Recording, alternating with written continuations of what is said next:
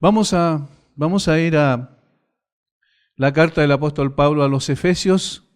En el capítulo 5 particularmente vamos a quedarnos y centrarnos ahí en los primeros 21 versículos. Es un párrafo un tanto extenso, pero interesante, porque da respuesta a la pregunta, ¿cómo debe vivir un creyente? Esa es una de las cosas que a veces son producto de debates en redes sociales o a través de diferentes medios. ¿Cómo debe vivir un creyente? ¿Cuáles son las características que evidencian que realmente somos hijos de Dios? ¿Cómo plasmamos la teología en práctica en la realidad, en la vivencia cotidiana, en las decisiones que tomamos, en la forma en que estamos andando aquí en esta tierra, para usar la misma palabra que el apóstol Pablo utiliza aquí en una forma significativa? Quizás Pablo es uno de los que más usa esta palabra, andar, como un imperativo, es decir, como un llamado, como una orden a vivir de una manera determinada. La palabra andar ahí es sinónimo de vida, de la manera en que vivimos. En el capítulo 4, versículo 1, Pablo ya la utiliza cuando comienza con los imperativos. Los primeros 3 capítulos es la expresión de lo que Dios hizo por nosotros en Cristo.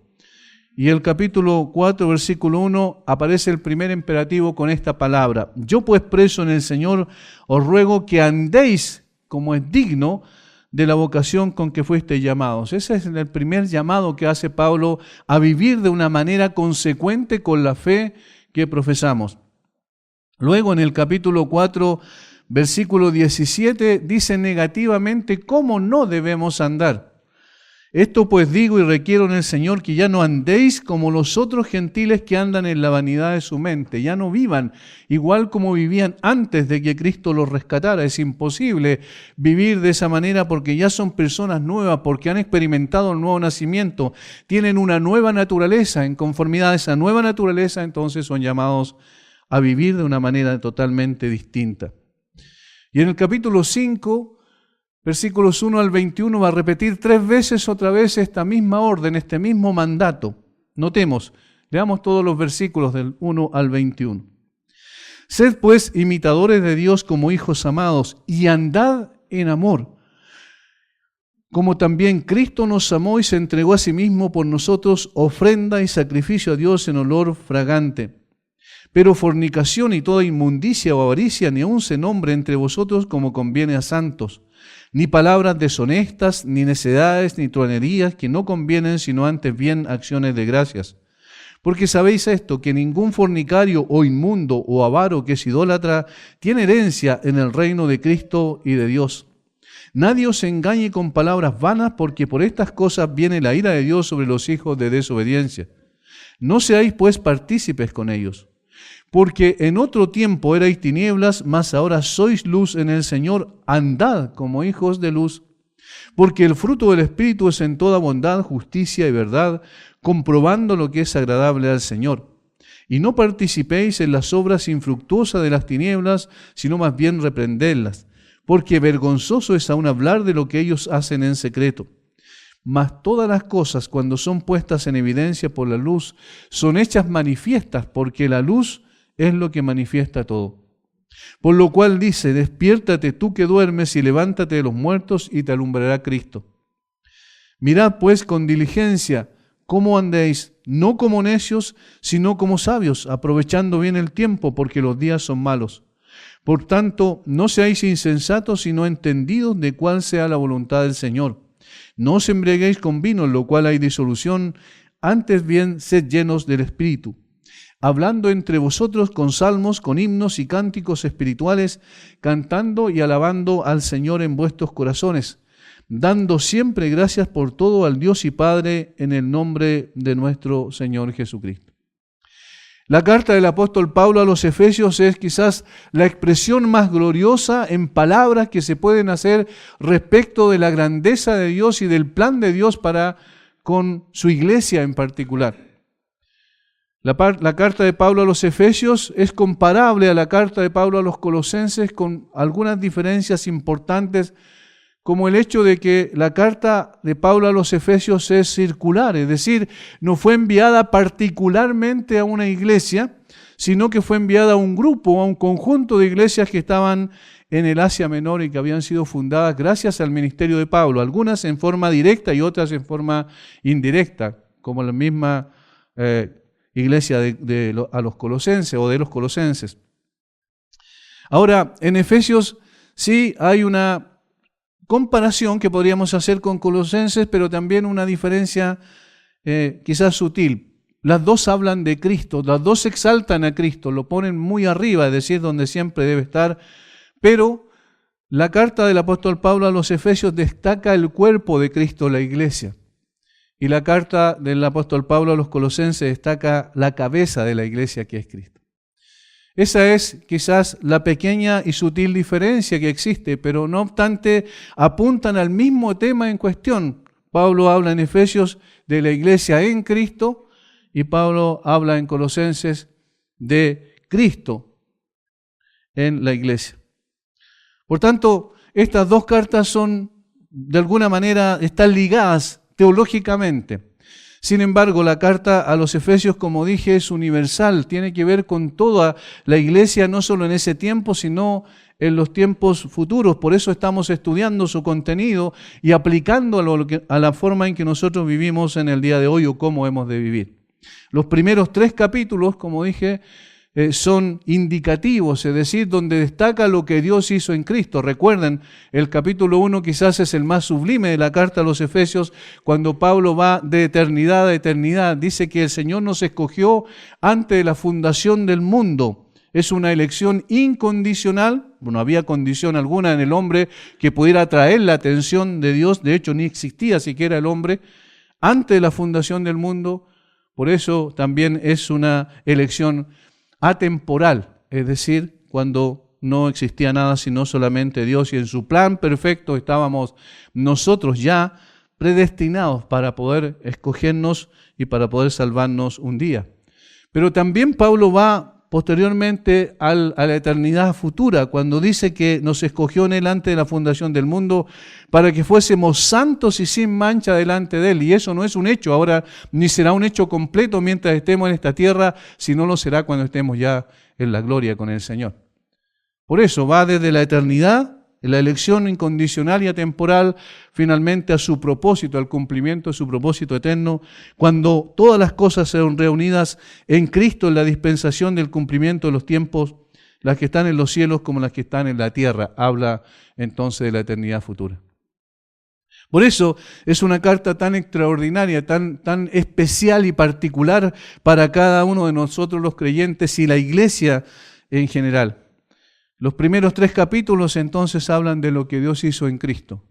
Y ahora el capítulo 4 al 6, que es la segunda parte de la carta, va a hablar de lo que nosotros entonces, cómo hemos de vivir en Cristo nuestra vida, de qué manera hemos de reflejar a ese gran y glorioso Dios al cual cantábamos recién, a quien adoramos y exaltamos, no solo con nuestros labios, sino también con nuestra vida consecuente, viviendo de acuerdo a sus preceptos, no para ganarnos algo delante de Dios, sino como consecuencia de lo que Él ha hecho en nuestra vida. Esa transformación se tiene que evidenciar a través de la manera en que vivimos, cómo ordenamos nuestra vida cada día, cómo reflejamos a ese Dios maravilloso que ha hecho una obra perfecta en nosotros. Y ahí llegamos entonces al capítulo 5, que está constituida por imperativos, como dije, por mandatos. Y el primer mandato que aparece ahí en el versículo 1 es el que define todo el tema de los versículos 2 hasta el 21, respectivamente. Lo que dice allí Pablo a los Efesios es: sed pues imitadores de Dios como hijos amados. Eso es lo que define toda la temática. Sed pues imitadores de Dios. Y utiliza una palabra que para nosotros es conocida quizás en español, que es que nosotros imitemos, copiemos las características de alguien para posteriormente representarlos. Ese es el sentido. La palabra mimetes en griego, que de allí viene nuestra palabra mimo o mímica, ¿verdad? Cuando decimos, bueno, hacemos un juego, incluso a veces, ¿recuerdan cuando representamos ciertas cosas a través de la forma en que movemos nuestras manos, los gestos que hacemos, y luego otra persona tiene que decir qué es lo que estamos representando? Esa es mímica. La idea es que contemplemos a alguien, en este caso, ¿cierto?, a Dios tan profundamente, tan íntimamente, que podamos describir o descubrir sus características esenciales. Y entonces, como hijos amados de Él, podamos también imitar sus características. Ahora, esto en la biología es mucho más fácil de entenderlo, ¿verdad? Los hijos tienen características de los padres. Vienen inherentemente en ellos, no es que ellos la hayan escogido, incluso a veces los hijos dicen, bueno, no me gustaría tener esto que tenía mi padre, especialmente lo que tiene que ver con las enfermedades que son hereditarias, ¿cierto? Es una herencia que no me gustó mucho que me dejara mi padre o mi madre, pero son características naturales que se producen por el hecho de esa filiación, ¿verdad? Y lo que nosotros entendemos también de la genética. Ahora, desde el punto de vista espiritual esto es interesante, porque precisamente la Biblia dice que nosotros fuimos engendrados por Dios. En nuestra nueva naturaleza, Dios nos concedió, nos legó su naturaleza a nosotros. Dice que somos partícipes de la naturaleza divina. Recuerdan, el apóstol Pedro lo dice. No en el sentido de que seamos Dios y nunca lo seremos, sino en el sentido que tenemos características de Dios en nosotros. Y particularmente en lo que tiene que ver con esta nueva naturaleza, esta naturaleza espiritual que Dios nos concedió. De hecho, la palabra nacer de nuevo es genao y siempre tiene que ver con nacer de arriba. Ese es el sentido. Nacer desde el punto de vista de que fuimos engendrados por el Padre por medio del Espíritu Santo, por la obra del Espíritu Santo. Entonces, ¿qué es lo que esto significa? Que si somos hijos de Dios realmente, estamos capacitados en un sentido todavía limitado de poder llegar a parecernos, a manifestar características de aquel que nos engendró espiritualmente, que es Dios el Padre. Y por eso Pablo hace esa asociación. Sed pues imitadores de Dios como hijos amados. Ya ustedes tienen características del Padre, ahora vivan de esa manera. Ese es el llamamiento. Y para una explicación mayor, lo divide en tres partes el apóstol en estos versículos, y que comienzan con el versículo 2. De esta manera imitamos a Dios. ¿Cómo imitamos a Dios? De esta manera, no diciendo cosas, sino viviendo. Y ahí utiliza la primera vez la palabra andar. Y esto es lo primero, fíjense. Y andad en amor. ¿Cómo imitamos? Ya, yo sé que tengo que imitar a Cristo, a Dios, ¿cierto?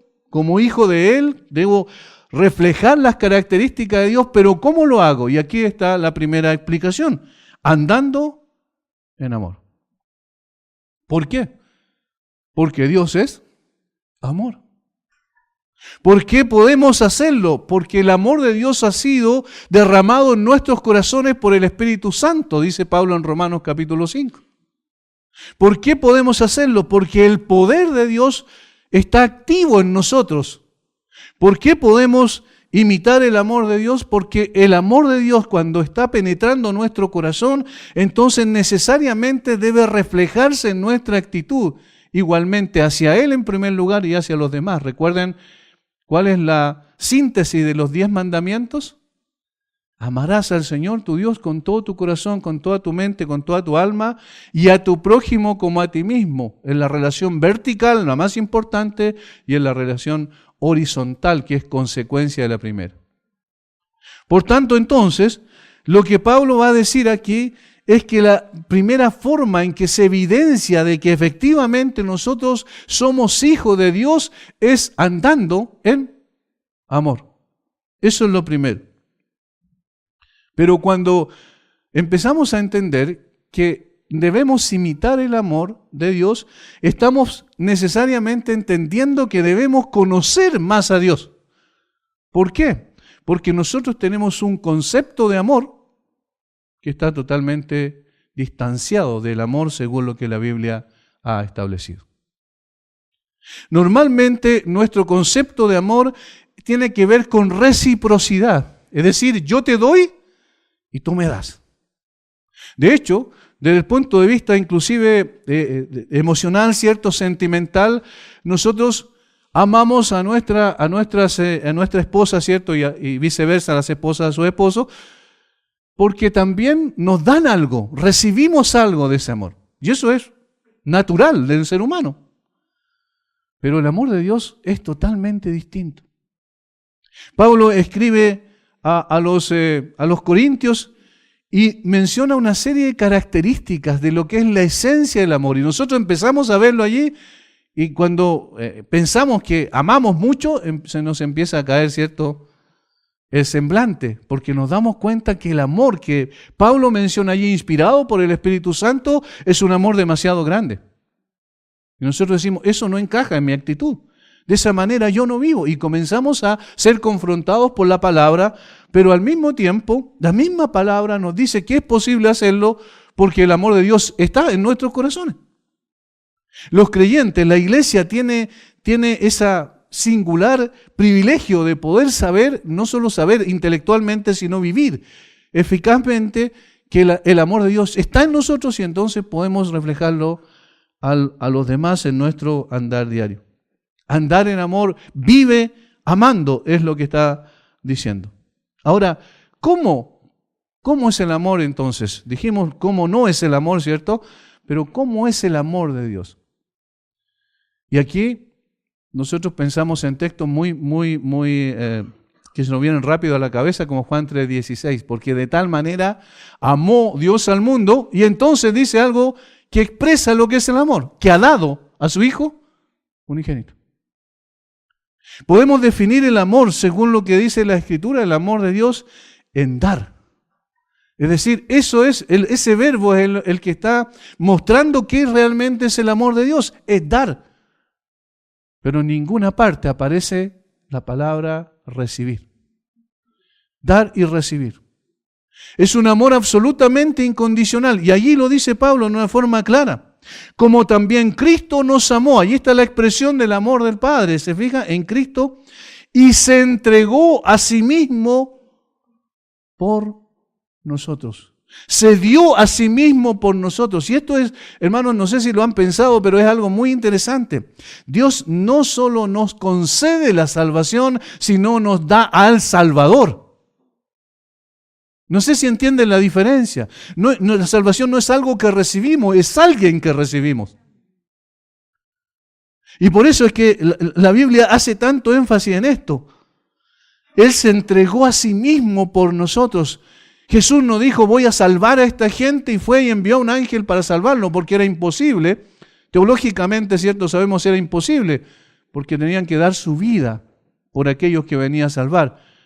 Y tenía que vencer la muerte, y el único que podía vencer la muerte es Dios mismo. Por tanto, el Hijo viene y hace esa obra sacrificial.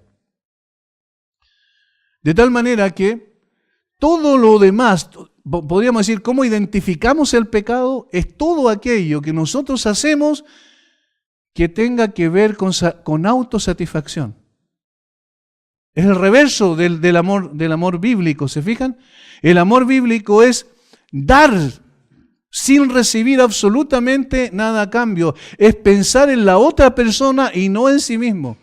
Pero naturalmente nosotros pensamos en nosotros mismos. Y por eso debe revertirse. Ahora, ¿es posible? Sí, porque tenemos una nueva naturaleza. ¿Es posible? Sí, porque el Espíritu Santo mora en nosotros. ¿Es posible? Porque tenemos la guía infalible que es su palabra. Fíjense cómo el amor de Dios es solamente dar a quien lo necesita. Y en este caso, a nosotros que estábamos absolutamente perdidos, muertos en nuestros delitos y pecados, viviendo conforme al príncipe de la potestad del aire, siguiendo la corriente de este mundo, haciendo por naturaleza lo que hacen los hijos de desobediencia. Todas estas características eran los que nos definían antes de que Cristo llegara a nosotros. Pero Él se entregó a sí mismo por nosotros. Y agrega una cosa importante: ofrenda y sacrificio a Dios en olor fragante. Y aquí nos da una segunda característica del amor, que está bajo ese dar también, que es que el amor de Dios es sacrificial. El amor verdadero es sacrificial. Y al Padre le costó el Hijo, ¿verdad? Y si es sacrificial, entonces nos está diciendo que cuando nosotros comprendemos lo que es la esencia del amor y cómo hemos de vivir en amor, estamos diciendo que nosotros entonces debemos entregarnos completamente por los demás en el sentido de nuestras relaciones horizontales, y entender que esto es necesariamente un sacrificio, importa un sacrificio. ¿Un sacrificio para qué? Para el ego, para el orgullo, para aquello que nosotros queremos para nosotros mismos. Es aplastar aquello que es natural al ser humano. Y por eso es que es una dirección totalmente contraria a lo que nosotros podemos entender que es la naturaleza humana. Y notablemente el apóstol Pablo después coloca el falso amor como contraste para que nos demos cuenta qué es lo que es el amor y qué no es el amor. Fíjense, versículo 3 en adelante hasta el versículo 7. Pero, aquí hay un contraste, pero fornicación y toda inmundicia o avaricia ni aun se nombre entre vosotros como conviene a santos. Ni palabras deshonestas, ni necedades, ni truhanerías que no convienen, sino antes bien acciones de gracias. Porque sabéis esto, que ningún fornicario, inmundo, avaro, que es idólatra, tiene herencia en el reino de Cristo y de Dios. Nadie os engañe con palabras vanas, porque por estas cosas viene la ira de Dios sobre los hijos de desobediencia. No seáis pues partícipes con ellos. Notemos cómo en contraste podemos entender mejor el amor de Dios. Fíjense. Pero fornicación y toda inmundicia o avaricia ni aun se nombre entre vosotros como conviene a santos. El apóstol Pablo está colocando el falso amor aquí al lado para decir, miren, esto no es el amor, esta es una falsificación del amor. Sabemos que Satanás es un falsificador de todo lo bueno que Dios ha creado. Y entonces, ¿qué es lo que no es el amor? Esto, por ejemplo, dice fornicación. Menciona algunos pecados acá, pero para identificar todos los pecados en general. ¿Por qué? Porque cada uno de estos pecados, si lo pensamos bien, tiene que ver con autosatisfacción. Fíjense. Fornicación. Toda relación en la palabra porneia que tiene que ver con pornografía, esa es la palabra general, pero no solo en el sentido de ver cosas que no debemos ver en términos sexuales, sino de pensar equivocadamente y de actuar equivocadamente en ese mismo sentido. ¿Por qué una persona es adicta a la pornografía? Por un deseo en su corazón de autosatisfacción. ¿Por qué una persona tiene relaciones ilícitas? Por un deseo de autosatisfacerse a sí mismo. La persona está pensando en sí mismo, no está pensando en el otro. Fíjense el contraste. El amor de Dios es dar. Esto otro es recibir. ¿Entienden? El ego es el centro del amor humano. Dios es el centro del amor divino. Dios da, pero no recibe nada a cambio. Pensemos un poquito, ¿qué podría recibir Dios de nosotros? ¿Que Él ya no tiene? ¿Qué podríamos añadir a un Dios que está completo en sí mismo? Absolutamente nada. Algunas personas creen en la iglesia que Dios nos creó porque necesitaba algo. Dios no nos creó porque nos necesitaba. Eso es humanismo. La Biblia menciona que Dios ya está completo en sí mismo. La Trinidad era feliz eternamente. El Padre, el Hijo y el Espíritu Santo en su relación eterna ya tenían satisfacción absoluta. No necesitan absolutamente nada más.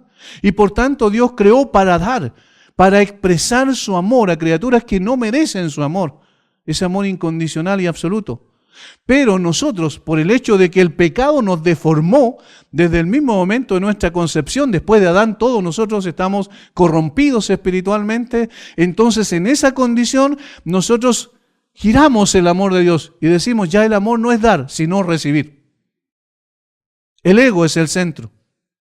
Fornicación. El pecado tiene una característica esencial. El pecado ofrece mucho, da poco y finalmente lo quita todo.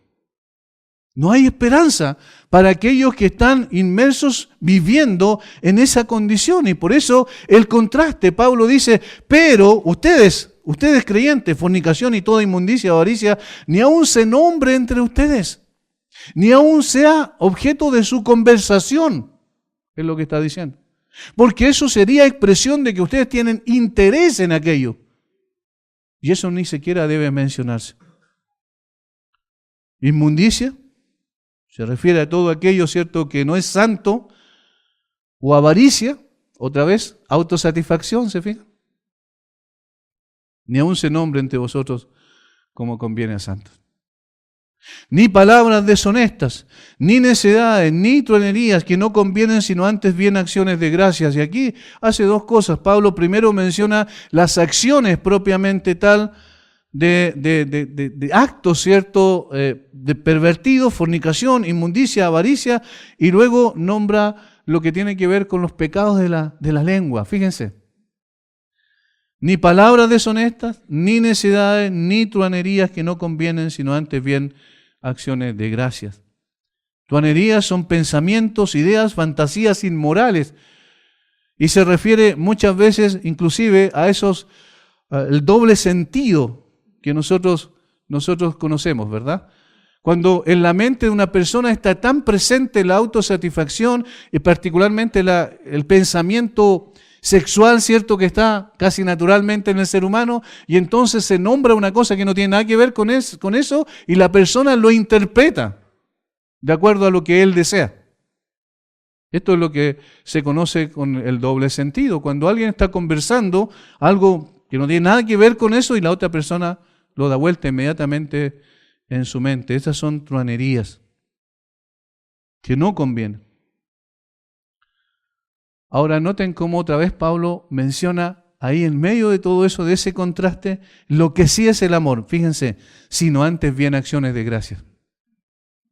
¿Qué es lo que es una acción de gracias? Es la expresión de gratitud por algo que ha recibido.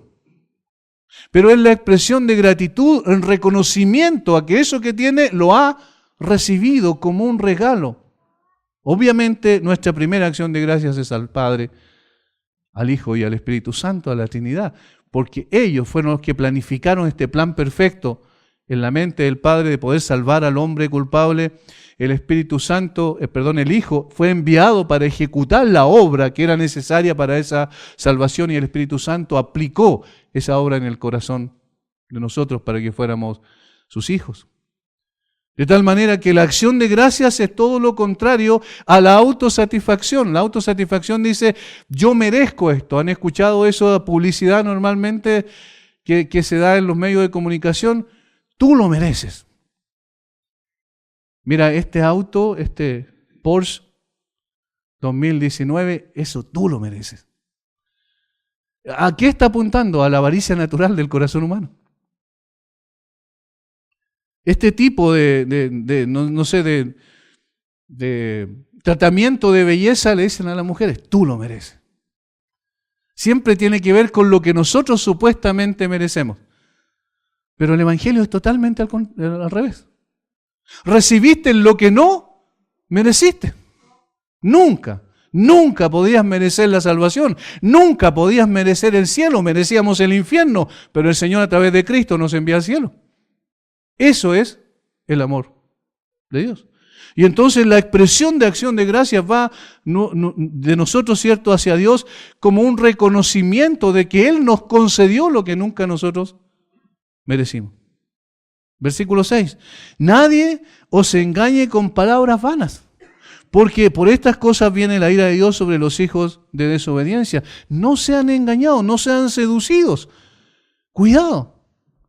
Cuidado, el amor es totalmente distinto. Y si quieren andar en amor como es el mandato, o si deben andar en amor, entonces tienen que desprenderse de su egoísmo natural, de su avaricia, de su deseo de satisfacción, y empiecen a pensar en el otro y no en ustedes mismos. ¿Es contrario a nuestros sentidos naturales? Es totalmente contrario. Pero esa es la forma en que expresamos el amor de Dios. ¿Cómo se expresa Cristo en el día de hoy? A través de su iglesia, y cada uno de nosotros pertenecemos a la iglesia de Cristo, y entonces reflejamos precisamente ese tipo de amor. En segundo lugar, versículo 8, dice, porque en otro tiempo erais tinieblas, pero ahora sois luz en el Señor. Andad como hijos de luz. Este es el segundo mandato. Andad como hijos de luz. Noten que es interesante. No dice, ustedes tienen que andar como hijos de luz para hacer luz, sino que dicen, ustedes ya son luz en el Señor y por eso anden como tal. ¿Entienden la diferencia? Así como el antecedente teológico, vamos a decirlo en el primer caso, andar en amor es mirar a Cristo, ¿cierto? Y saber que Cristo hizo eso por nosotros y reflejó el amor del Padre de una forma consistente para salvarnos. Ese es el antecedente teológico. Entonces ahora por eso podemos andar en amor. Y ahora está diciendo, porque ustedes son hijos de luz en el Señor, ya son, es parte de su esencia, es parte de su identidad, entonces anden como hijos de luz. Lo que es maravilloso en la Biblia es que Dios no nos pide nada que Él ya no nos haya concedido. Es decir, cuando demanda de nosotros algo es porque Él ya hizo eso posible a través de su obra en la persona del Señor Jesucristo. Andad como hijos de luz porque ya sois luz en el Señor. Pero dice, antes eran tinieblas. Antes vivían en esa esfera de oscuridad absoluta. Notemos cómo las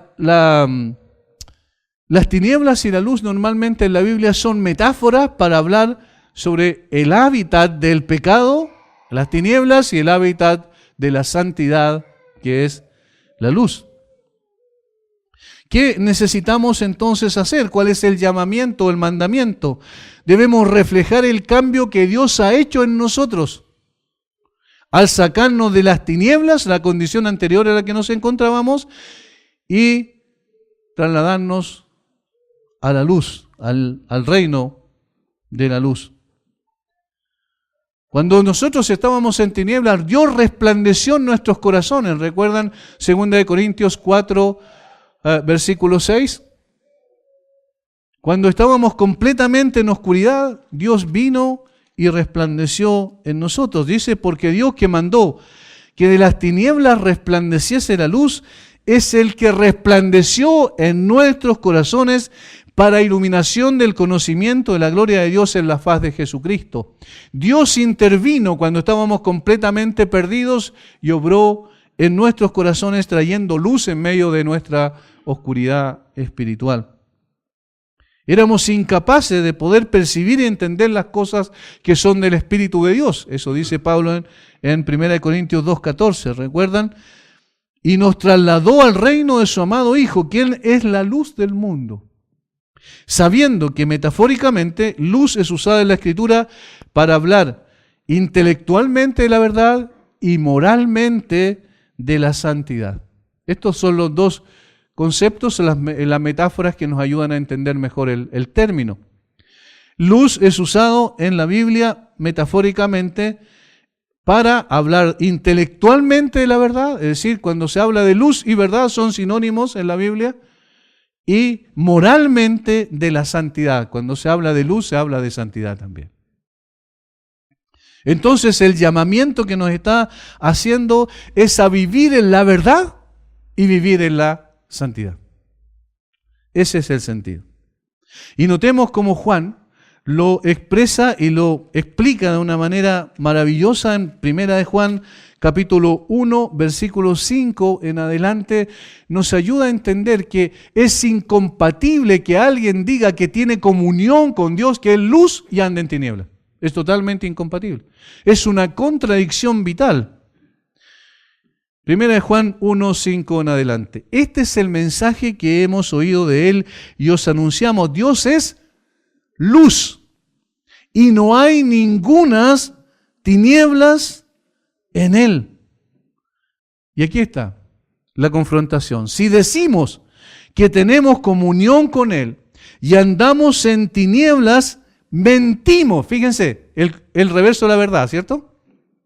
Mentimos y no practicamos la verdad. Es decir, si decimos que tenemos comunión con Dios, que es luz, y andamos permanentemente viviendo en el pecado, en tinieblas, nosotros estamos diciendo que lo que decimos con nuestra boca es absolutamente falso. No practicamos la verdad, es sinónimo de que la verdad no está en nosotros, versículo 8 del mismo capítulo. Y aquí se puede ver con toda claridad si realmente somos o no somos creyentes, si somos o no somos hijos de Dios, cómo se refleja, si nuestra vida es una vida que refleja que andamos en la verdad y en santidad. Si no, claramente es un autoengaño que nos estamos haciendo a nosotros mismos. Estamos diciendo, sí, efectivamente, nosotros somos hijos de Dios. ¿Por qué? Porque un día levantamos una mano e hicimos una oración y pasamos adelante. Pero estamos negando con nuestros hechos, con la conducta permanente, que lo somos y andamos en tinieblas.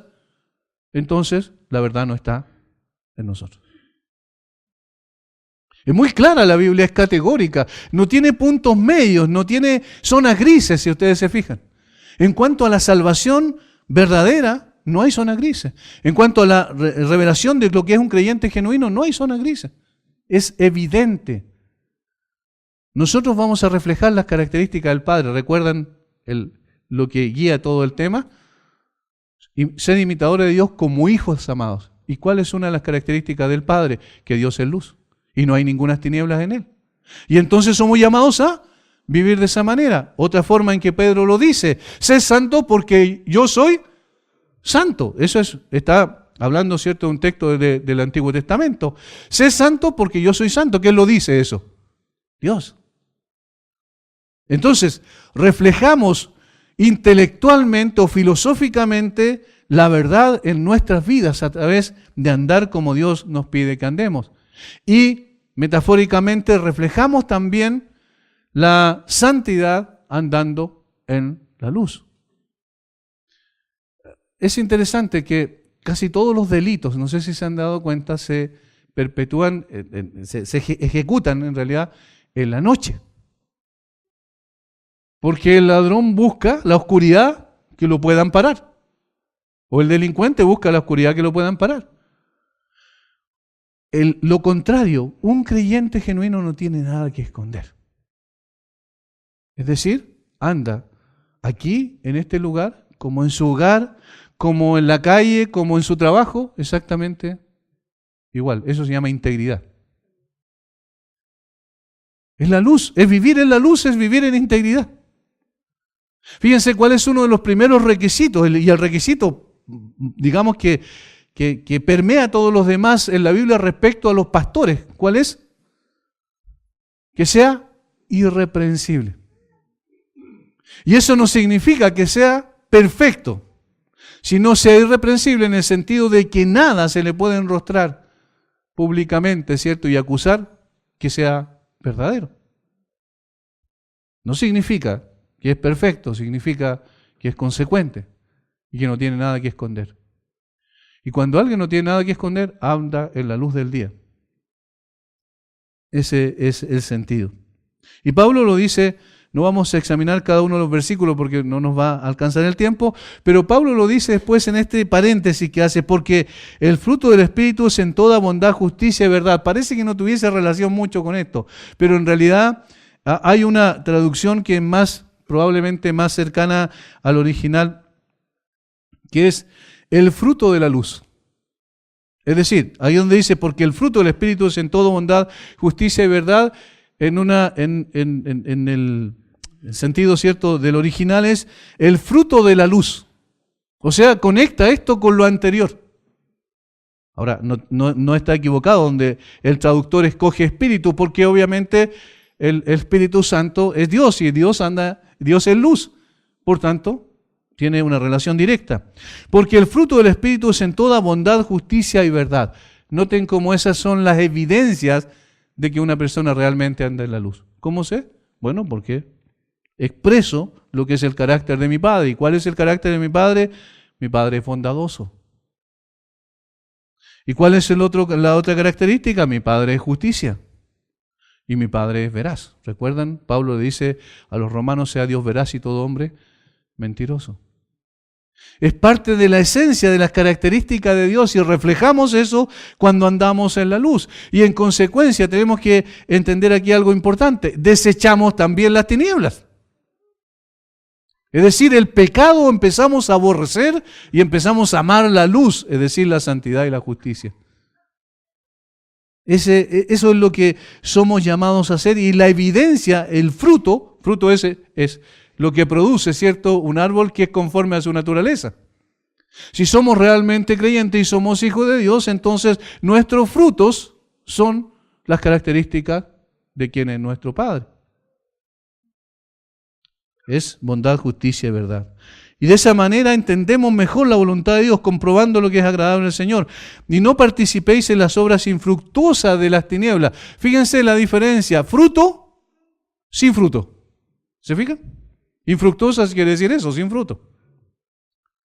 Al andar en la luz y al estar en conexión con nuestro Padre, entonces reflejamos precisamente el carácter de nuestro Señor y en consecuencia no andamos ni participamos de las tinieblas, sino más bien reprenderlas, dice.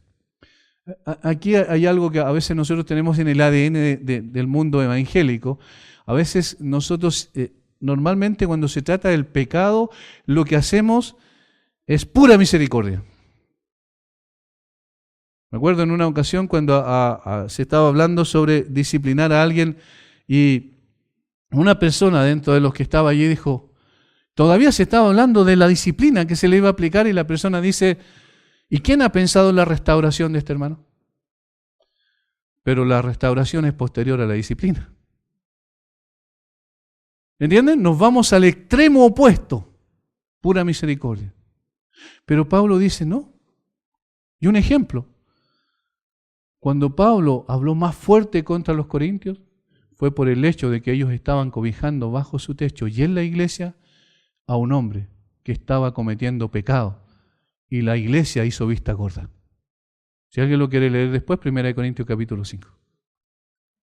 Incluso dijo algo más fuerte, con aquel que se dice hermano, pero es fornicario y es una persona que vive en pecado, ni siquiera se junten con él. Es fuerte, ¿cierto? Es contrario a nuestra naturaleza también. Y eso es lo que dice Pablo aquí. No participéis en las obras infructuosas de las tinieblas, sino más bien reprendedlas. ¿Saben quién dijo algo similar? También respecto a la palabra de Dios, lo que hace la palabra de Dios, el apóstol Pablo. Toda la escritura es inspirada por Dios y útil, ¿recuerda? Para enseñar, para redarguir, para corregir. Y redarguir es eso, es poner, dejar en evidencia el pecado. Y luego corregir eso. Y eso es la gracia de la palabra de Dios. La palabra de Dios no solo nos dice quiénes somos, sino también nos transforma, nos cambia. No solo deja en evidencia el pecado, sino también nos lleva a la cruz, porque allí está la solución al pecado. Porque vergonzoso es aún hablar de lo que ellos hacen en secreto, dice Pablo respecto a esto otro. Mas todas las cosas cuando son puestas en evidencia por la luz, son hechas manifiestas porque la luz es lo que manifiesta todo. Todo. Nos acercamos a la luz cuando estamos seguros que no tenemos nada que esconder, pero nos apartamos de la luz cuando estamos seguros que tenemos algo que esconder. Dios es luz. Jesucristo vino como la luz del mundo, ¿recuerdan? Pero ¿qué dice Juan? Los hombres amaron más las tinieblas que la luz. ¿Por qué? Porque sus obras eran malas. ¿Se dan cuenta? Nadie va a la luz cuando sabe que tiene algo escondido. Nadie. Pero toda persona va a la luz cuando no tiene nada que esconder. Y eso es lo que dice Pablo acá. Mas todas las cosas cuando son puestas en evidencia por la luz, son hechas manifiestas porque la luz es lo que manifiesta todo. La palabra de Dios tiene esa singularidad. Recuerden que también metafóricamente es comparada con la luz. Lámpara es a mis pies tu palabra y lumbrera a mi camino. Es decir, es comparada con la luz. Y entonces cuando vamos a la Biblia nos redarguye internamente, es como espada de dos filos que penetra hasta partir el alma, discierne las intenciones y los pensamientos del corazón. Nos deja en evidencia, pero enseguida también nos da la solución. Y siempre nos conduce a la cruz. Una y otra vez a la cruz, porque allí está la sanidad para todas nuestras deficiencias y heridas espirituales. En tercer lugar, versículo 15, mirad pues con diligencia como andéis, no como necios, sino como sabios. Y otra vez utiliza la palabra andar, fíjense. ¿Cómo andéis? No como necios, sino como sabios. Está diciendo, anden como sabios. Recapitulemos y nos enfocamos en esto último. Luego de exhortar a los creyentes Pablo a vivir una vida imitando a Dios, Pablo pasa a indicar lo que esto significa en términos prácticos. En primer lugar, significa andar en amor, versículo 2, cuyo antecedente teológico es Cristo. Si están en Cristo, como todo creyente genuino lo está, entonces cuentan con el poder de Cristo para imitar su amor incondicional, sacrificial, suficiente y santo. En segundo lugar, deben andar como hijos de luz, reflejando el cambio que Dios ha hecho en ellos al sacarlos de las tinieblas y llevarles a la luz. Este cambio tiene que ser intelectual respecto a la verdad y tiene que ser moral respecto a la santidad. Entonces, comienza con lo tercero. Pablo dirá ahora que la forma de imitar a Dios como hijos amados es andar como sabios. Versículos 15 al 20, siendo el verso 15 el que define el tema de los versículos siguientes, otra vez. Dice, mirad pues con diligencia, tengan cuidado, ese es el sentido de la palabra mirar. Con diligencia, ¿cómo andéis? No como necios, sino como sabios. En el primer caso, en el amor de Cristo. En el segundo, era que Dios es luz y no hay tinieblas en Él. Y en este caso es que Dios es sabio y el temor de Él es el principio de la sabiduría. Es el principio de la sabiduría. Que Dios da a todos abundantemente y sin reproche. Y entonces, allí tenemos la esencia, el origen, la causa de toda sabiduría. Está en Dios. ¿Recuerdan lo que Pablo le dice también a los colosenses? Que en Cristo están escondidos todos los tesoros de la sabiduría y del conocimiento. Y como estamos en Cristo, entonces estamos capacitados para vivir sabiamente. El libro de Proverbios, que es un libro, ¿verdad?, donde se exponen máximas o frases que tienen que ver con la conducta sabia, menciona a 3 tipos de personas. Y no hay más de 3 tipos de personas en el mundo. El necio, el que dice en su corazón, no hay Dios. El simple, aquel que está en una posición intermedia, ya no es el necio empedernido que dice no hay Dios y vivo de espaldas a Dios y vivo como quiero, sino que está ese hombre, tiene una cierta capacidad para decir sí, esto es bueno, esto no es bueno, sin embargo no utiliza eso, sino que la Biblia lo describe en el hebreo, en el Antiguo Testamento, es muy interesante, cuando dice en Salmo 19, hace sabio al sencillo. Sencillo es simple, y ese simple es una forma de expresar una puerta abierta. Y una puerta abierta, todo entra y todo sale. No hay ningún filtro, ¿me entiendes? Entonces el simple es la persona sin discernimiento. Es la persona que cree todo lo que escucha y que luego también de su boca sale todo lo que escucha. Ese es el simple. Y el tercer tipo de persona es el sabio. Entonces, lo que el autor de Proverbios y los autores de los Salmos que escribieron al respecto están diciendo que la palabra de Dios tiene la capacidad de hacer sabio al simple, de cambiarlo de su condición de falto de discernimiento a una persona con discernimiento. ¿Qué es lo que es la sabiduría? Es la expresión del conocimiento, la expresión práctica del conocimiento. Y esto se aprecia, por ejemplo, en la consejería. Cuando se da consejería, no solo es importante decir la verdad, sino la forma en que se dice la verdad. La forma en que se dice la verdad es sabiduría. Entonces aquí está diciendo Pablo, tienen que tener cuidado cómo anden, cómo vivan, no como necios, sino como sabios. Deben vivir entonces como sabios. Dios es el sabio y el temor a Él, entonces, es lo que nos debe caracterizar. Del mismo modo, como en la ocasión anterior, se ve en el versículo 15 un cambio radical operado en el creyente, de una condición de necio, que estaba en su condición natural, a una condición de sabio. Necedad no intelectual, eso hay que tenerlo claro. No necedad intelectual, porque hay muchos ateos que son muy inteligentes, sino necedad moral. ¿Entienden la diferencia? Necio moral no es lo mismo que necio intelectual. Una persona necia espiritual y moralmente es la condición natural en la cual nosotros nos encontrábamos anteriormente. Porque un necio espiritual no percibe las cosas que son del Espíritu de Dios, porque para él son locura. Y no las puede entender porque se han de discernir espiritualmente. Pero un creyente es una persona que, en el mismo contexto en el que cité el versículo anterior, Pablo dice que tiene la mente de Cristo. Y hay una diferencia notable, ¿se fijan? Y si tenemos la mente de Cristo, entonces somos capaces de poder vivir en esa situación de sabiduría, digamos, de expresión de sabiduría. Los necios son aquellos que viven en las esferas de las tinieblas, que definen aquellos que no tienen entendimiento de las cosas de Dios, están envanecidos en sus propios razonamientos y pensamientos. Recuerden lo que Pablo dice en esa condena a los paganos ahí en Romanos capítulo 1, del versículo 18 en adelante, porque la ira de Dios se revela del cielo contra toda impiedad e injusticia de los hombres que detienen con injusticia la verdad. Y luego dice, profesando ser sabios, se hicieron necios. A ese tipo de necedad es el que el creyente no puede vivir de esa manera. Estas personas, el necio, no tiene ningún concepto correcto de lo que es Dios.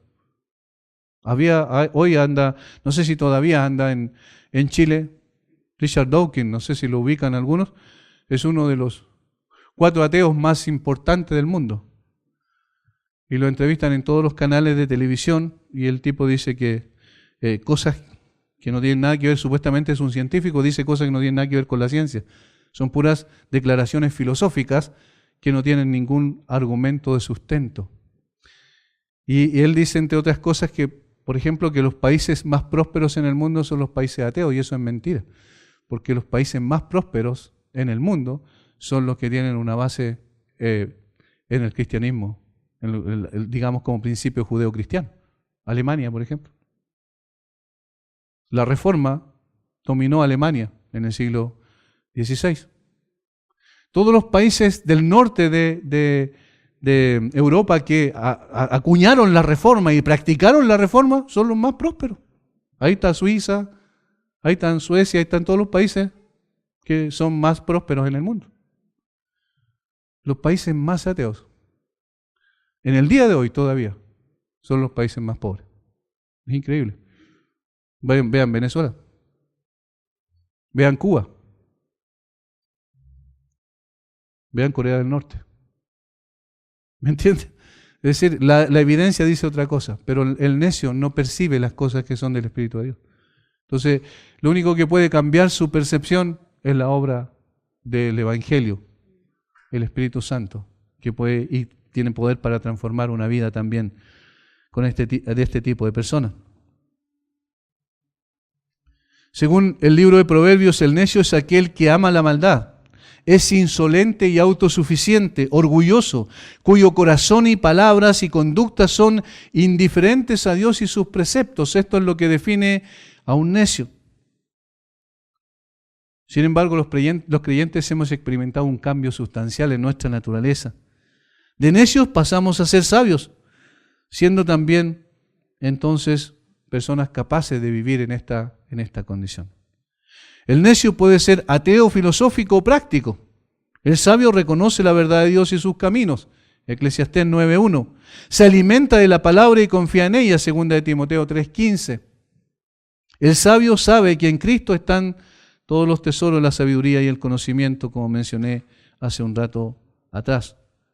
Un sabio anda, nos queda poco tiempo, así que voy a sintetizar, al menos de estas 5 formas, según lo que el mismo Pablo dice en los versículos siguientes. Un sabio anda aprovechando bien el tiempo. Eso es lo primero que dice Pablo ahí. Aprovechando bien el tiempo porque los días son malos. Noten, la palabra que utiliza para tiempo es kairos y tiene que ver con tiempo, con época, con circunstancias, con las cosas que suceden en un determinado tiempo. No cronos, que tiene que ver con el reloj, por ejemplo, el tiempo cronológico, los días, sino que tiene que ver con un espacio de tiempo donde se manifiestan ciertas circunstancias.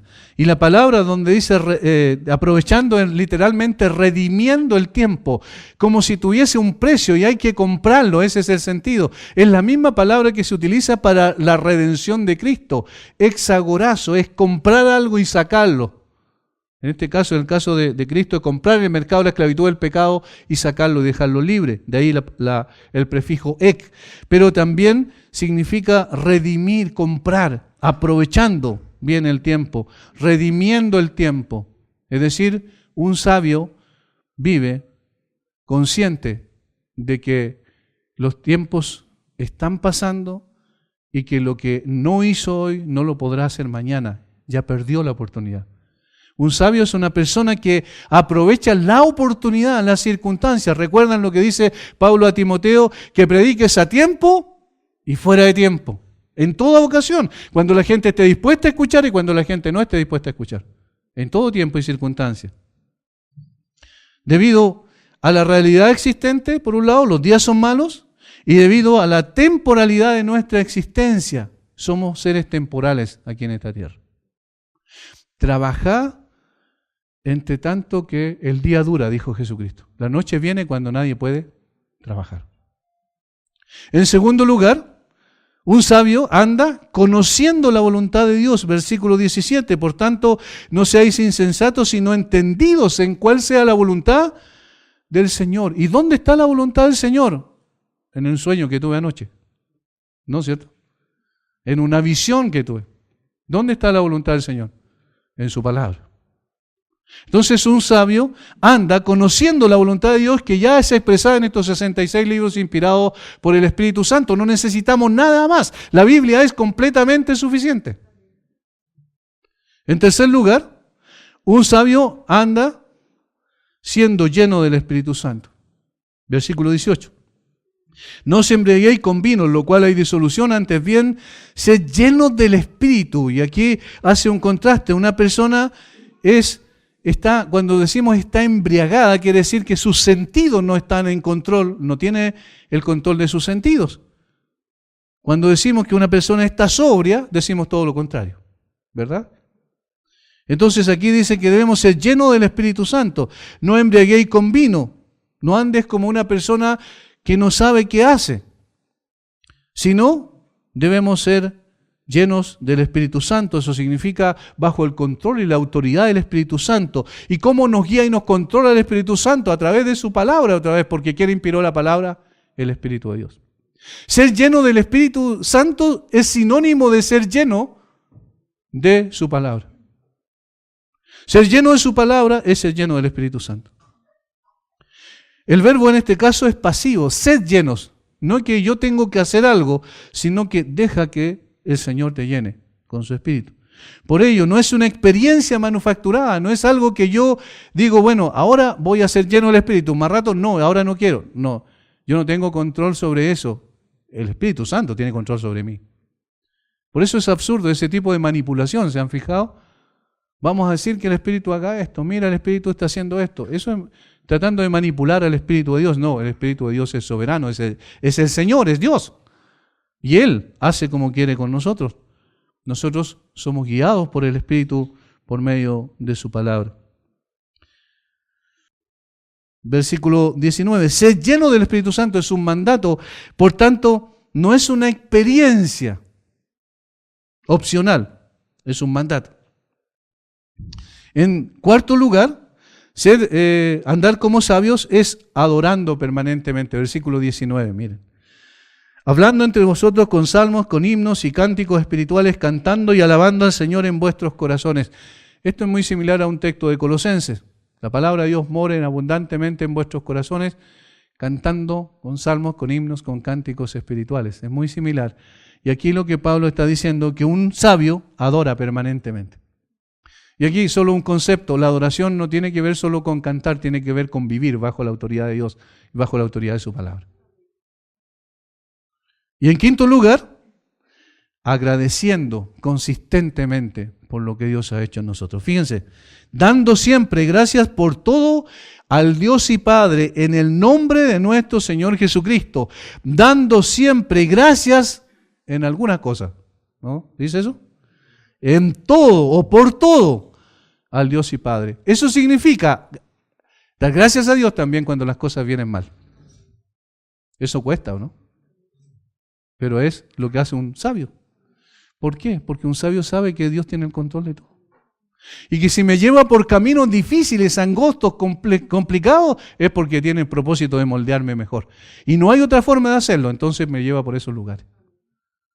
Si el Señor nos quiere dar una enfermedad en un momento dado, que podamos padecer algo sumamente complejo y difícil, entonces la palabra está diciendo, si eres sabio, da gracias también por eso.